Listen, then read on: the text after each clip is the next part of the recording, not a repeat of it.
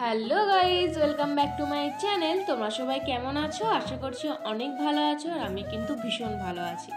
আর আজকে ভিডিওটা আমি সন্ধ্যা থেকেই স্টার্ট করেছিলাম আর কি। আজকে অনেকগুলো হাতে কাজ নিয়ে আমি, মা আর বাবা মিলে বেরিয়েছি তিনজনে। আর আসার পথে প্রথমেই যেটা আমার কাজ সেটা হলো এই দোকান থেকে একবার ঘুরে যাওয়া। আর এটাতে এমনি এমনি আসিনি, আমার কিছু কেনাও ছিল আর কি, কিছু একটা গিফট কেনার ছিল। আমি দাদাকে বলেই রেখেছিলাম যে তুমি কিছু একটা বের করে রেখো, জুয়েলারি।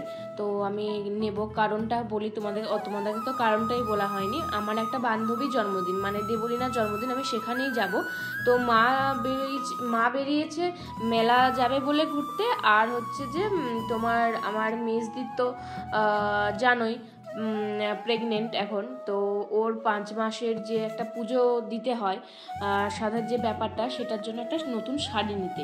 তো আমি সেজন্য বেরিয়েছিলাম মা বাবার সাথে বেরিয়ে পড়েছিলাম। তো আমার কিন্তু নেওয়া হয়ে গেল। দণ্ডেশ্বরী থেকে আমি যেহেতু সব কিছু নিই, তোমরা সবাই জানো, আমার ভিডিও প্রথম থেকে যারা দেখে এসছো, খুবই একদম কম দামে খুব সুন্দর সুন্দর জিনিস। তো যাই হোক, আমি ওই হারটা নিলাম, আমার ওইটাই বেশ ভালো লাগলো।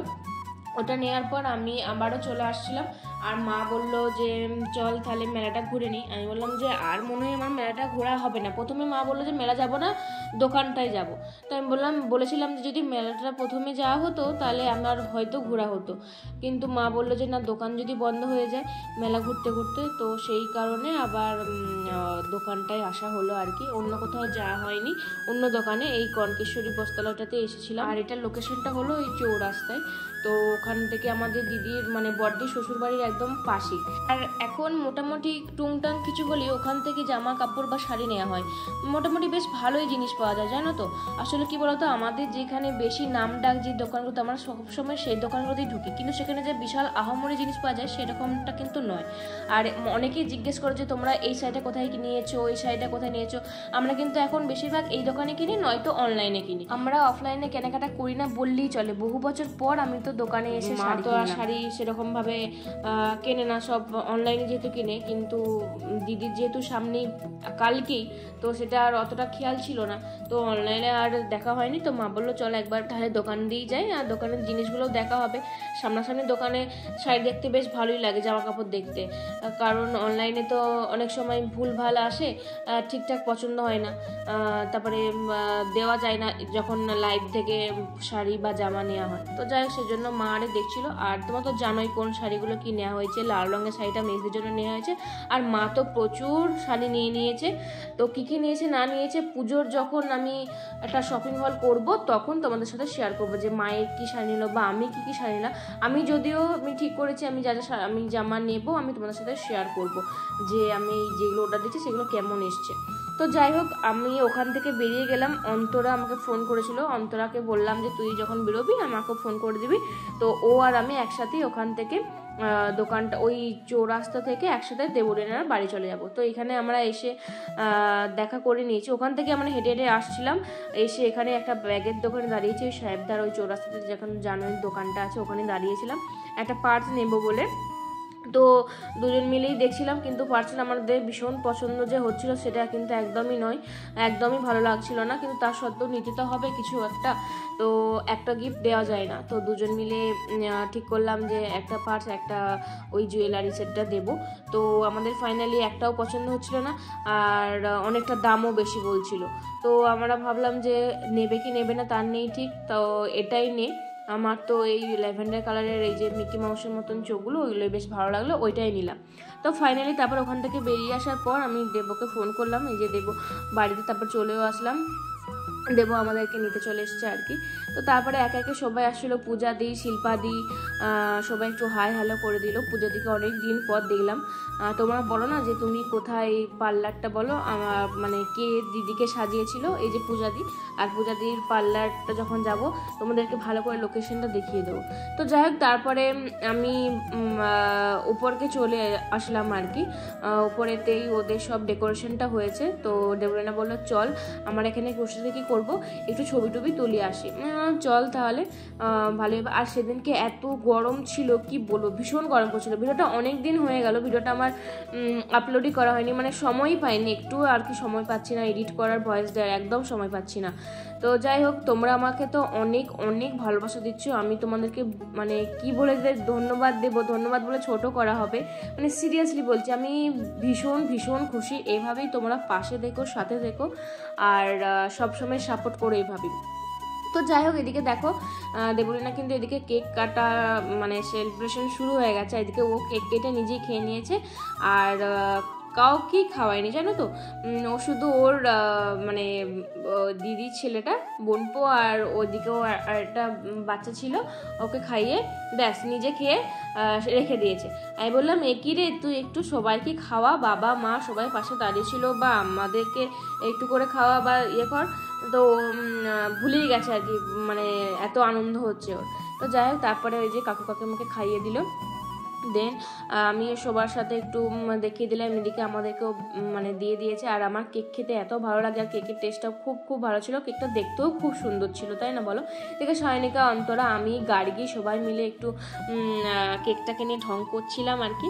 আর সবাইকে ভিডিও যেহেতু করছিলাম, আমি কেকটা টেস্ট করতে পারছিলাম না। আমি বললাম একিরে আমি ভীষণ ভালোবাসি, আমাকে আগে খাওয়া। দেন সায়নিকা আমাকে একটু টুকুস করে খাইয়ে দিল।